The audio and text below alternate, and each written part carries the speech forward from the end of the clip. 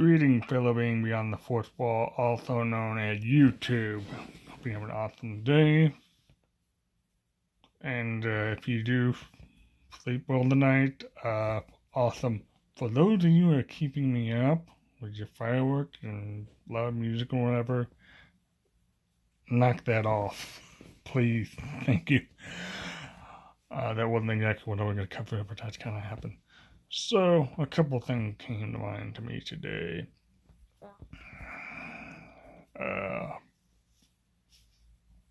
First thing, I am deaf, and I have quite a few issues with that, but the best way to describe it is the difference between being deaf and being alone. I think that can be the name of the topic today. Is being deaf, and the reason why I don't, sorry, I'm going to have to back up a little bit. The reason I don't sound deaf is due to speech therapy and my hearing aid, which I hide behind my head wrap for other reasons. And the speech therapy, which I absolutely hated. But thank you, those who are speech teachers. We may hate it. Just make it a little more interesting than making the same sound over and over and over.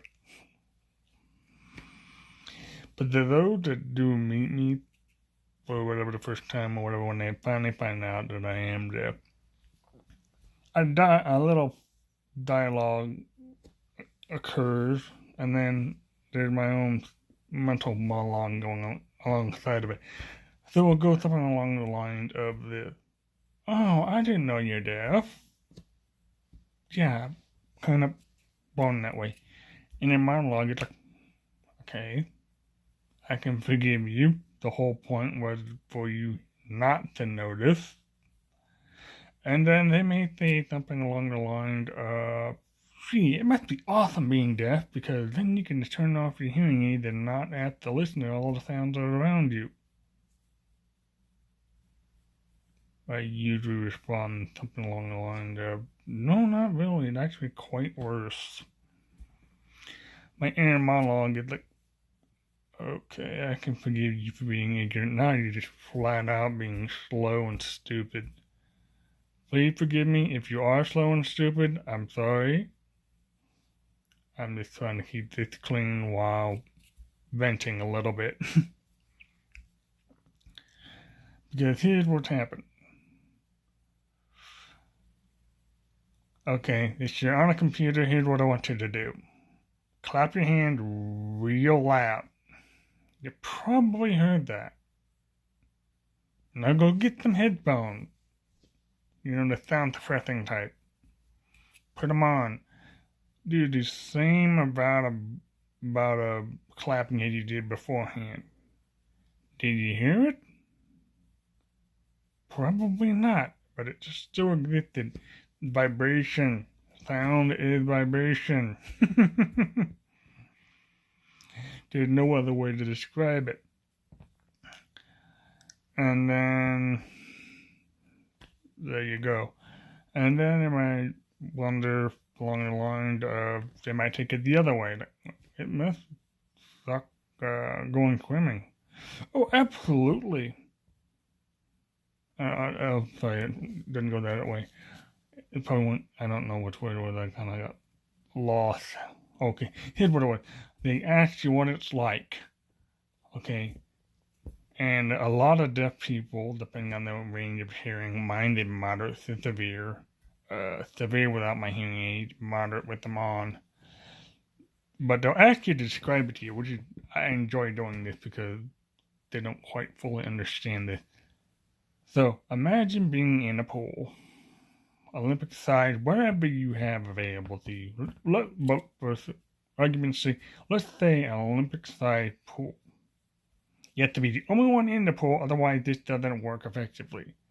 And then have a massive party around it. And by that I mean pack all around the pool and have them people, not in such a way that they can push each other in the pool, and then have them have that conversation or whatever they're talking about.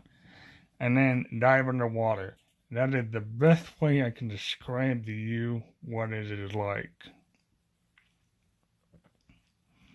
Because without power on the hearing aid, basically what you have is a very expensive, I have in the ear, by the way, very expensive earplugs.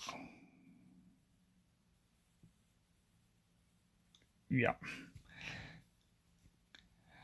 And here's another way to describe it to you. When you hear sound, you have your inner monologue, which is your bone conductive. And then you have your air, with your vocal cord, come out. Then it's the air, and then it goes back into your ear canal. And that's why you can hear it better than I can, probably, since you have less resistance. I have, out like you do, then it goes into my microphone, which they've gotten better, by the way. Then it goes down the tube, which is mostly what I have to replace quite a bit, but not with the digital one.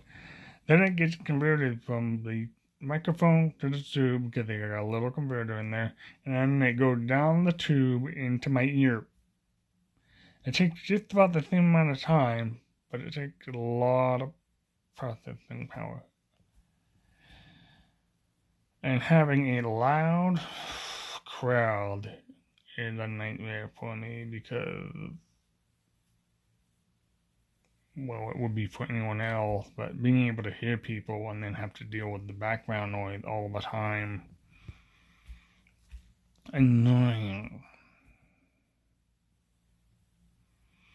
So if you're with a person who is deaf, either by means the rock music sitting in the front row, if you're doing that and you're not deaf, you're stupid. You are killing your hearing. Knock that off. But yeah, restaurant, I love them. Specifically the Roadhouse, because I know if I go there and request the booth, I can hear people a lot better. Or I'll go to a restaurant by myself when it's not loud. Thing you gotta do.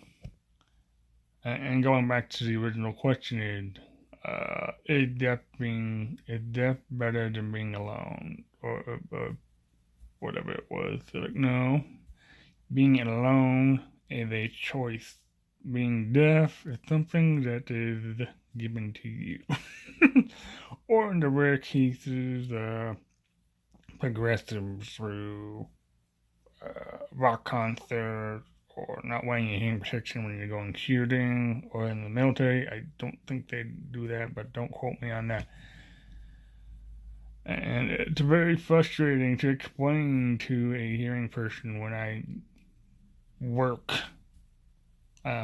not at the moment, but explaining to the HR or the human resource officer, sorry, or manager, whoever it is, it's like, okay, how can I explain to you that I did not hear what you said? And here's where the vicious cycle starts, which aggravates me to know, and the simplistic child mind, I'm sorry, but it doesn't work this way now. We'll ask the question. And here's where the cycle starts. Okay, if you didn't hear something clearly, mind you, clarity is important here. You can't ask the question. And so this vicious cycle starts. So I've started telling people in the hiring process, okay, whether it's the first or second interview, usually the second one I usually bring this up, okay, do not let me go when I answer your question, because I've gotten the habit to answer yes or no, and it's automatic for me. So I tell them you have to have me repeat it or restate it, because otherwise it's gone. Part of a coping mechanism dealing with people that want things done now. So that's what's worked. The only downside to that, actually several downsides to that, is people, when you work in customer service, you understand, people tend to come up from you behind and start asking you questions, or they'll touch you. I personally don't like being touched. annoying. But they come from behind. It's like, don't do that. Please come from the front, because directionally, most of the hearing up until the recent one have been the sound all around you. And it's been very difficult to isolate sound because I will get sound all around. And usually the way our eyes are located on our head, it's best to have the sound coming in front of you because your ears are facing outward. And I realize I can't control other customers, but I would like to have my coworkers and management, whatever you want to call them, come from the front, because then, it's not going to be a hostile thing and they're coming to want to engage with you in the conversation, which is what I want. And minor idiocies like that just drive me crazy, and it's like, keep it simple. Some people just can't handle it. I've had, but I personally would love not to have to rely on battery power, but I get extremely sleepy if I don't wear them. It's conditioning. But I hope you learned something today, and as always, I loved you, but I can't learn it for you. Have an awesome day, and knock it off with the fireworks after hours. Thank you.